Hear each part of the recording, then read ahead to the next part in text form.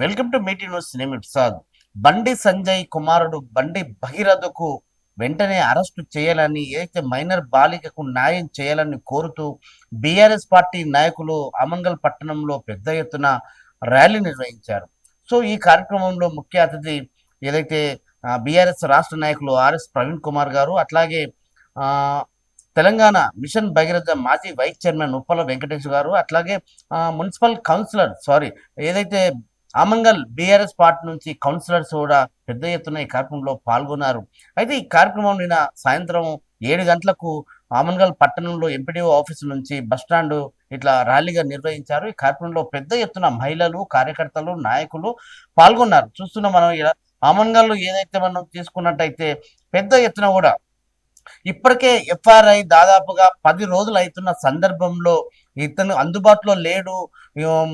Police వారు వెతుకుతున్న గాలింపు చర్యలు చేపట్టిన కూడా ఇంతవరకు కూడా ఎక్కడ మనకు బండి భగీరథ కూడా ఇంతవరకు అరెస్ట్ చేయకపోవడంతో చాలా అనుమానాలు వస్తున్నాయి అన్నట్టుగా బీఆర్ఎస్ పార్టీ చాలా ప్రతిష్టాత్మకంగా పెద్ద ఎత్తున కూడా ఆమంగల్ పట్టణంలో ఏదైతే క్యాండిల్ ర్యాలీ నిర్వహించారు. ఈ కార్యక్రమంలో అత్యధికంగా మహిళలే హాజరయ్యారు. మహిళలు అట్లాగే బీఆర్ఎస్ పార్టీ నాయకులు, కార్యకర్తలు పెద్ద ఎత్తున కూడా ఈ కార్యక్రమంలో పాల్గొన్నారు. చూసినట్టయితే రాష్ట్ర నాయకులు అట్లాగే చాలా మంది కౌన్సిలర్స్ వాళ్ళందరూ పాల్గొని వెంటనే ఏదైతే భగీరథకు న్యాయం చేయాలి, భగీరథను అరెస్ట్ చేయాలి, బాలికకు న్యాయం చేయాలని కోరుతూ ఏదైతే ఉన్న వాళ్ళకి ఒక న్యాయం, లేని వాడికి ఒక న్యాయం అందేలా ఉంటుంది.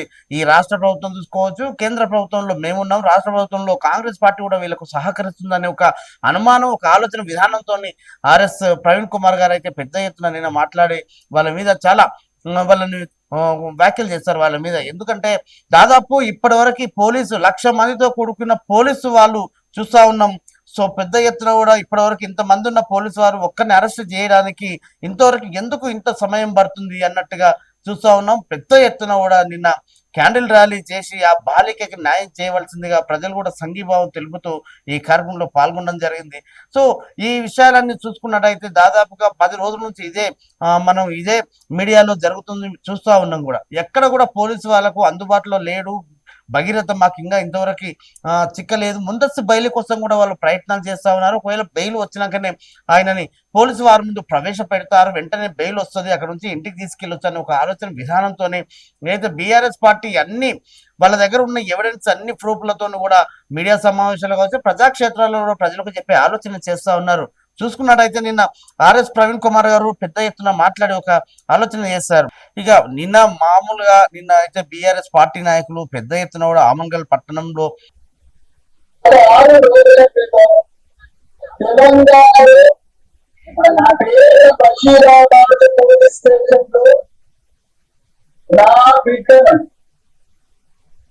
గత సంవత్సరం నుండి కేంద్ర హోంశాఖ సహాయ మంత్రి, బీజేపీ పార్టీకి చెందిన కేంద్ర హోంశాఖ సహాయ మంత్రి అయిన బండి సంజయ్ అనే ఒక మంత్రి కొడుకు బండి సాయి భగీరథ్ అనే ఒక దుర్మార్గుడు నా బిడ్డ సంవత్సరం పాటుగా అత్యాచారం చేసిండారు. ఫామ్ హౌస్ లో అత్యాచారం చేసింది, ఇళ్లలోకి వచ్చి అత్యాచారం చేసిండారు. భయంతో గదగదగదగా వణికిన ఒక తల్లి పోలీస్ స్టేషన్ కు వచ్చి కేసు పెడితే ఈ పోలీసులు ఆ కేసును రిజిస్టర్ చేయకుండా, వాళ్ళ మీద కేసు బుక్ చేయకుండా కరీంనగర్ లో 16-17 సంవత్సరాల వయసున్నాయి నువ్వు నా కొడుకును చెప్పడానికి ప్రయత్నం చేస్తున్నావు అని చెప్పి ఆ చిన్న అమ్మాయి మీద కేంద్ర హోంమంత్రి జైలుకు పంపించే కేసు బుక్ చేసేదామా? ఇదంతా ఎవరి కాలంలో జరుగుతున్నది? కాంగ్రెస్ ముఖ్యమంత్రి రేవంత్ రెడ్డి పాలనలో జరుగుతున్నది. ఈ రాష్ట్రానికి ముఖ్యమంత్రి రేవంత్ రెడ్డి గారి కనుసంధానంలో ఈ పోలీసు యంత్రాంగం నడుస్తా ఉంటది. డబ్బున్న పోలీసు లేకపోతే ఒక్క నిమిషంలో కేసు రిజిస్టర్ చేసే పోలీసులు డబ్బు లేని ఈ పేద కుటుంబం, ఈ నిస్సహాయ కుటుంబం పోలీసులకు పోతే సాయంత్రం 6 గంటలకు తల్లి పోయి కాళ్ళ మీద కూడా అయ్యా నా బిడ్డను ఒక దుర్మార్గుడు అత్యాచారం చేసేట నాయన వాడిని పట్టుకోవాలి, వాళ్ళ మంచి కొడుకు అని చెప్పి కన్నీరు ముందీలో వేపించిన గుండె తొలగకుండా పోలీసులు ఆ రాత్రి 12 గంటల వరకు ఒక మహిళను పోలీస్ స్టేషన్ లో కూర్చోబెట్టిందమ్మా. ఒక్కసారి ఆలోచించండి.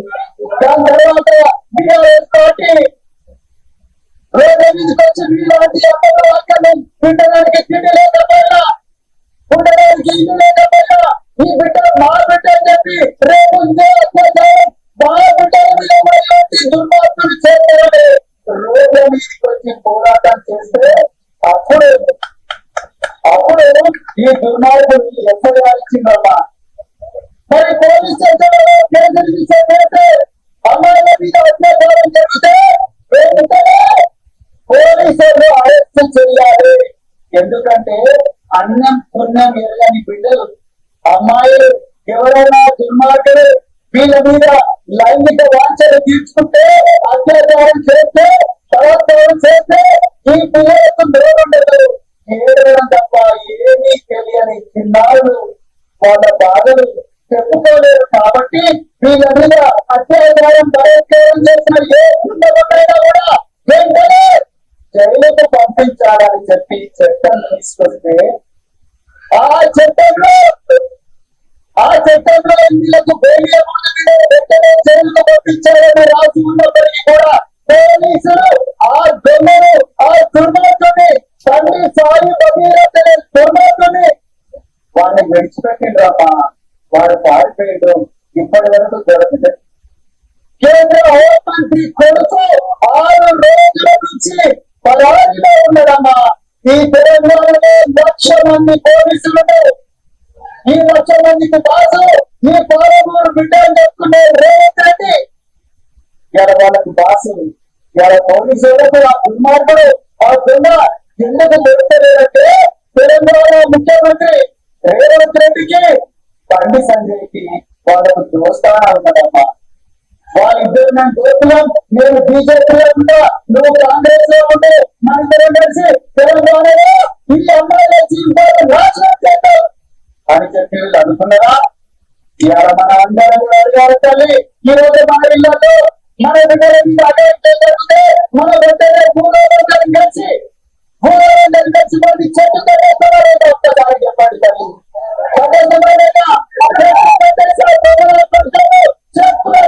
ప్రతి మహిళ కూడా పండుగ చెప్పండి తల్లి. ఒకసారి 2 చేతులు చెప్పండి. మన పిల్లల మీద ఎవరైనా దుర్మార్గుడు అత్యాచారం చేస్తే, బలాత్కారం చేస్తే, మానభంగం చేస్తే ఆ దుర్మార్గుడు తీసుకుపోయి చెట్టు కట్టేసి ఊరంతా లైన్లో చెప్పుతూ ఆ దుర్మార్గుడికి కానీ పోలీసు వాళ్ళకి అప్పగిస్తాం. అవునా కాదా? ఈ రేవంత్ రెడ్డి ప్రభుత్వం ఏం చేస్తుంది? వాడిని బిడ్డనికి ఏం కాకుండా నిన్న కేసు పెడతాం, నువ్వు బయటికి రాకు. ఇక్కడ ముఖ్యమంత్రి ఉన్నాడు, అక్కడ కేంద్ర మంత్రి ఉన్నాడు, మేమిద్దరం కూడా ఏమంటాడే మాకున్నది 1,00,000 మంది పోలీసులు ఉంటారు. ఈ పోలీసులందరూ నీకు రక్షణ ఉంటారు, నువ్వు మాత్రం అమ్మాయిల జీవితాలు నాశనం చేస్తూనే ఉంటా అని చెప్పి పంపించే వారితో పోలీసులు అంటారు. ఏ అమ్మాయి మీద బలాత్కారం జరిగిందో ఆ అమ్మాయి తల్లి కొంచెం నాతో మాట్లాడు, ఏడుస్తున్నాను, నా బిడ్డ 2 సార్లు ఆత్మహత్య చేసింది సార్. 2 సార్లు ఆత్మహత్య చేస్తే కడుపు ఎంచుకొని పుట్టిన బిడ్డను హాస్పిటల్ తీసుకుపోయినా.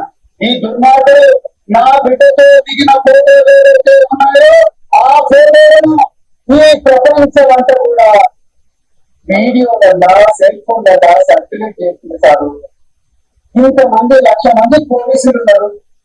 నా బిడ్డ చిన్న బిడ్డ 18 సంవత్సరాలు. ఆ బిడ్డను వలలో వేసుకొని సెల్ ఫోన్ల ద్వారా, చాటింగ్ల ద్వారా, ఇన్స్టాగ్రామ్ ద్వారా, ఫేస్బుక్ ద్వారా నా బిడ్డను వలలో వేసుకొని ఈ దుర్మార్గుడు ఆ వీడియోలను అన్నిటిలో సర్క్యులేట్ చేస్తుంటే 1,00,000 మంది పోలీసులు రేవంత్ రెడ్డి ఈ దుర్మార్గాన్ని ఆపలేడా సార్? ఈ రోజు మీరు మామూలు విషయం కోసం నడవలేదు తల్లి. మీరు మనకు కూడా ఆడబిడ్డలు ఉన్నారు, మనకు కూడా ఆడబిడ్డలు ఉన్నారు. ఈ బీజేపీ దుర్మార్గులు మేము హిందూ మతాన్ని మేమే రక్షిస్తాం, హిందూ మతాన్ని మాకన్నా ఎవరు రక్షించలేరు అని చెప్పి దుర్మార్గులు. లాస్ట్గా ఆ అమ్మాయి కూడా హిందూ బిడ్డనే కదా, అయినా బిడ్డకి ఏం కులం ఉంటుందమ్మా, బిడ్డకి ఏం మతం ఉంటుంది? హిందూ అయినా, ముస్లిం అయినా, క్రైస్తవుడైనా, బుద్ధిస్ట్ అయినా, దేవుని నమ్మడైనా అందరూ కూడా మనిషే కదా. బిడ్డకి ఏం కులం ఉంటుంది తల్లి, బిడ్డకి ఏం మతం ఉంటుంది? ఎవరైనా బిడ్డ బిడ్డనే. కానీ ఈ దుర్మార్గులు ఎలా నేను హిందూ మతాన్ని రక్షిస్తా అని చెప్పి ఆ హిందూ బిడ్డనే నాశనం చేసిందమ్మా. వాళ్ళని బెదిరించండి మంత్రి, బిడ్డ నా సంగతి ఉండవు, పుట్ట గదులుండవు, చచ్చిపోతారు అని చెప్పి బెదిరిస్తే గద గద గద గద వరకు తల్లిదండ్రులు ఇంట్లో కూర్చొని చాలని బిడ్డ చంపానన్న బిడ్డను చంపుకోలేక, బాధతో విరపిస్తున్న బిడ్డను చూసి చాలలేక కన్న ప్రేమ తల్లి లాస్ట్ ధైర్యం తెచ్చుకొని చచ్చిన మంచిది కానీ నా బిడ్డకు న్యాయం జరగాలని గట్టిగా తల్లికి సపోర్ట్ వెళ్తుంటారు. ఈ రోజు దేశంలో ఎక్కడ జరగని విధంగా, రాష్ట్రంలో ఎక్కడ జరగని విధంగా పెద్ద ఎత్తున మా అనంతంలో ఉప్పల వెంకటేశ్వర గారి నాయకత్వంలో 100 వేలాది బయటలు ఈ రోజు అనంతలు పట్టణానికి వచ్చింది. అందరూ కూడా ఉండే పూర్వక పాదాలు తెలంగాణ రాష్ట్రంలో ఎక్కడ జరిగినంత పోరాటం ఈ రోజు అమంగంలో జరుగుతున్న ఈ అందరి పేరు కూడా చరిత్రలో సువర్ణాక్షరాలతో లిఖించబడుతున్నారు. రేపు అమంగంలో ఈ రోజు అమంగంలో జరిగినట్టు చట్టాలలో జరగాలి, 3 రోజులు జరగాలి, అచ్చం పేటలో జరగాలి, అమరాబాద్ లో జరగాలి, 4 చదువులో జరగాలి, హైదరాబాద్ లో జరగాలి, అలంపూర్లో జరగాలి, ఆసిఫాబాద్ లో జరగాలి, తెలంగాణలో జరగాలి, కోలాడలో జరగాలి, ఖమ్మంలో జరగాలి, భద్రాచలంలో జరగాలి, పాల్వంచలో జరగాలి, ప్రతి గ్రామంలో కూడా జరగాలి. కళ్ళ పట్టుకొని వారెక్కడుందో చెప్పి వారిని పంపించే దాత మనము నిద్రపోతుంది. ఈరోజు వాడు కోర్టు ఎక్కినమ్మా, కోర్టు ఎక్కి నేనేం తెలియదు, నేను మంచోని, నాకేం తెలియదు అంత అమ్మాయిలే తప్పని అమ్మాయి మీద నిద్రిస్తున్నాడు తండ్రి. ఒక్కసారి ఆలోచించండి. మనం చిన్నప్పటి నుంచి చూస్తున్నాం, మన అమ్మమ్మలో చూస్తున్నాం, గ్రామంలో ఏ తప్పైనా మహిళ మీద నిద్రిస్తారా, మా పొంగల మీద నిద్రిస్తారా? ఈ దొంగ గ్రామంలో ఈ దొంగ కూడా ఆ అమ్మాయి మీద నిద్రిస్తున్నాడు అమ్మా. ఈరోజు కోర్టు కూడా అదే చెప్తున్నారు, ఏం లేదు నేను చాలా మంచిది, కానీ ఈ అమ్మాయిలే తప్పని అమ్మాయి మీద నిద్రేసే ప్రయత్నం కోర్టులో చేస్తున్నారు తల్లి. కానీ పోతుందామా వీళ్ళు పట్టుకుందామా? రెండే మాటలు, రెండు చేతులు ఎత్తి చెప్పండి, పోతుందామా? 2 చేతులు పట్టుకొచ్చి చేయలేదామా? తెలంగాణ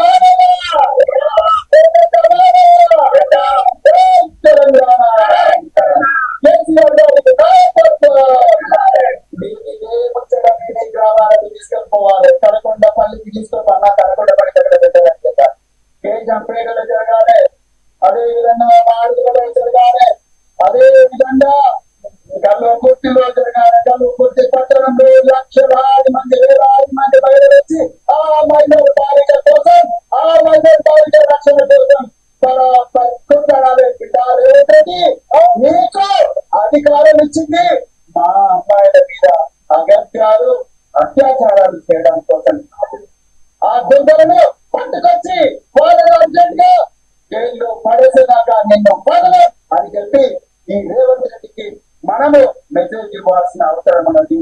అందుకని వెల్దండలో గాని, కల్వకుర్తిలో గాని, కలకొండపల్లిలో గాని, అమన్గర్లో గాని, మాడలో గాని, లేకపోతే ప్రతి గ్రామంలో కష్టాలలో గాని ఎక్కడైనా మీరు దయచేయాలి.